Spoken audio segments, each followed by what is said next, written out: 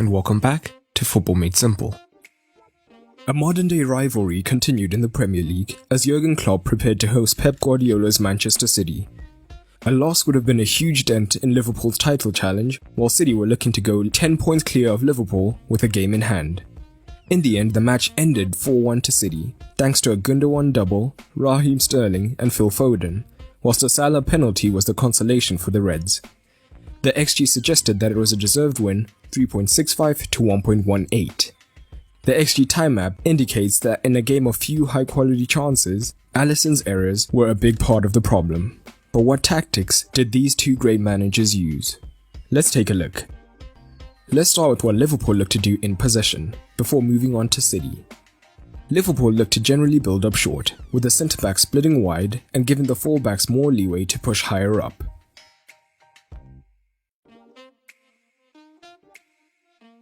Ironically, City didn't tend to press too high up, ending with a passes per defensive action of over 20, which is uncharacteristic for them.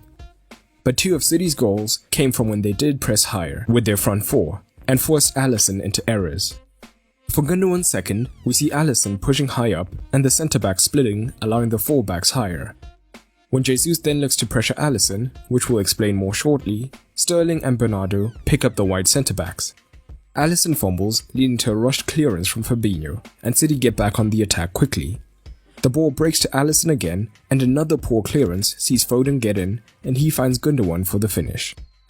The second shows similar patterns, with the centre-backs again splitting wide, and this time it's Sterling pressing Alisson, with wide men getting the wide centre-backs.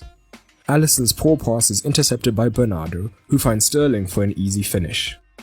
But as mentioned, City didn't generally press high, particularly in the first half when Foden was the false 9.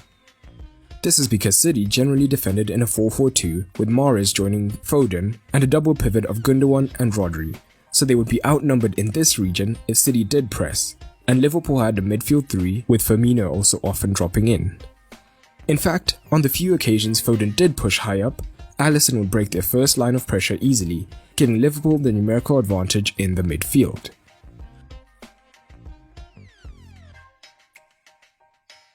We would at times see Bernardo tuck in to even things up, and this often left Robertson free. But with Bernardo's work rate, if the ball was chipped out wide, he could still get out to confront his man on time.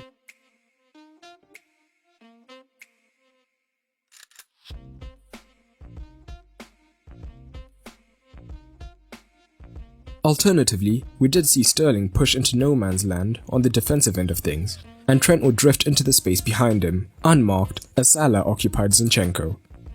This meant that Trent could get on the ball and look for the cross, with Mane and Firmino ready to attack it.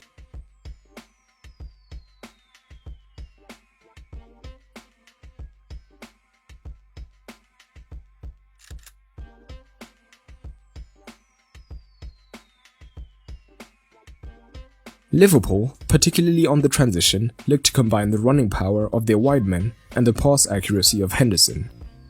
Mane would come central and look to make the run between Stones and Cancelo. Salah, on the other hand, looked to isolate himself 1 versus 1 against Zinchenko and use his pace to get in behind. In fact, this leads to the penalty. We see Sterling has pushed high to press Trent, so Salah and Zinchenko are 1 versus 1. Salah bypasses Zinchenko and Diaz comes across to cover, but he eventually fouls Salah, leading to the penalty. Lastly, Liverpool tended to attack down the left. This was because with Mahrez pressing high and Bernardo at times also moving high when Mane moved central, Cancelo tended to be drawn in. And as shown in their average positions, Trent tended to operate in a deeper back 3 at times, allowing Robertson the freedom to move into the space created, which we saw often.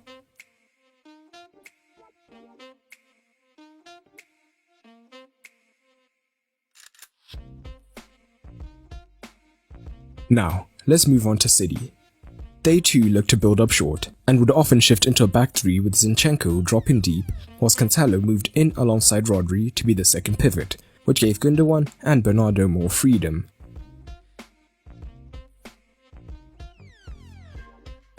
And Liverpool often looked to press with their front 3, and City's shape gave them problems. If Mane remained high up on Stones, and Firmino stayed deeper on Cancelo, Diaz would now be free. But if Firmino was pushing onto Diaz, Cancelo would be free between the lines to receive and turn, and in fact he had the second most touches for City.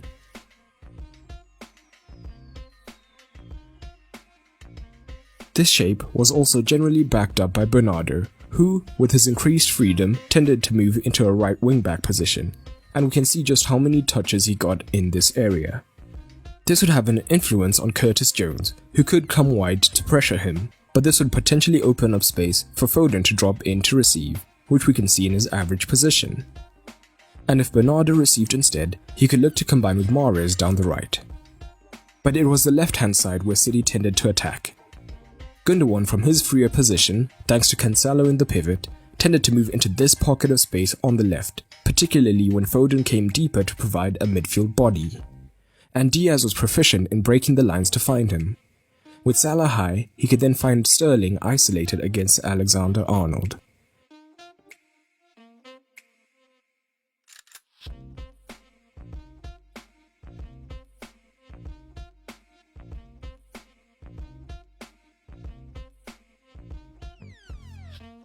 This is what leads to the penalty.